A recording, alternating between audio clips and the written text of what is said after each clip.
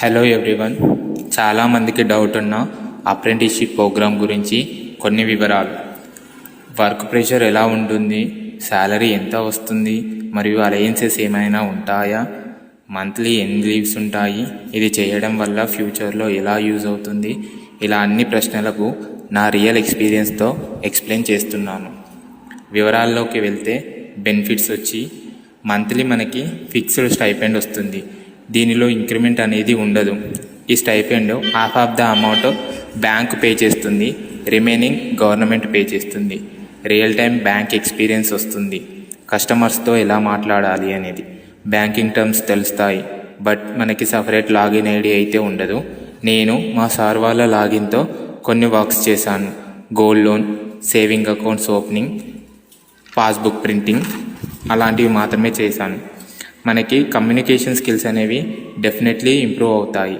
ఇది కేవలం 1 year programme మాత్రమే. ఈ ప్రోగ్రామ్ చేసిన తర్వాత మనకి సర్టిఫికేట్ వస్తుంది. ఈ సర్టిఫికేట్తో ఫ్యూచర్లో ప్రైవేట్ బ్యాంకులో జాబ్ చేయడానికి చాలా హెల్ప్ అవుతుంది. ఈ ప్రోగ్రామ్ వల్ల మనము ఫ్యూచర్లో రాసే బ్యాంకింగ్ ఎగ్జామ్లో ఏజ్ రిలాక్సేషన్ రిజర్వేషన్ లేదా మార్క్స్ రిజర్వేషన్ అయినా ఇస్తారు.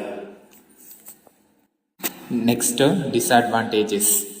ఇది పర్మనెంట్ జాబ్ అయితే కాదు, కేవలం 1 year ట్రైనింగ్ ప్రోగ్రామ్ అంతే. వర్క్ ప్రెషర్ విషయానికి వస్తే చాలా వర్క్ ప్రెషర్ ఉంటుంది. ఫస్ట్ ఆఫ్ ఆల్ బ్రాంచ్లో రెస్పెక్ట్ అనేది ఉండదు. నా బ్రాంచ్లో స్టాఫ్ నన్ను ఎప్పుడూ అలా చూడలేదు. నాకున్న మేనేజర్, డిఎం, క్యాషియర్ చాలా క్లోజ్గా ఉండేవాళ్ళు. బట్ నా ఫ్రెండ్కి మాత్రం డైలీ చుక్కలు చూపించాడు. వాడు హార్డ్లీ 2 months కూడా చేయలేకపోయాడు. బ్యాంక్ టైమింగ్స్ వచ్చి 10 to 5 ఉన్నా మనకి డైలీ మినిమం ఈవినింగ్ 6-7 వరకు ఉండాల్సి ఉంటుంది. Only monthly 1 or 2 casual leaves మాత్రమే ఉంటాయి, ఎక్సెప్ట్ ద హాలిడేస్. అది మీ మేనేజర్ పర్మిషన్ ఇచ్చినట్లయితే. ముందు చెప్పినట్లు ఇది కేవలం 1 year ట్రైనింగ్ ప్రోగ్రామ్ మాత్రమే. మీరు అప్లై చేసిన బ్యాంకు మీకు దగ్గరలో ఉంటే అక్కడే మీకు ఈ ట్రైనింగ్ అనేది చేయొచ్చు.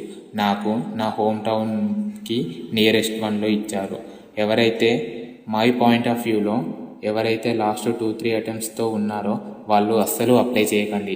ఎందుకంటే మీ ప్రిపరేషన్కి టైము ఉండదు. ఫ్రెషర్స్ అయితే గో హెడ్ అని చెప్తాను. మీకు ఎక్స్పీరియన్స్ వస్తుంది మరియు ఏజ్ ఉంటుంది కాబట్టి ఫ్యూచర్లో రాసే ఎగ్జామ్స్కి రిజర్వేషన్ వస్తుంది.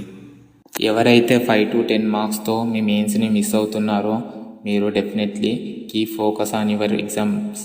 మనకి రీసెంట్గా కొన్ని బ్యాంకుల అప్రెంటిస్షిప్ రిక్రూట్మెంట్స్ రిలీజ్ అవ్వడం జరిగింది. అందులో పంజాబ్ సింధు బ్యాంకు నుంచి 635 రావడం జరిగింది.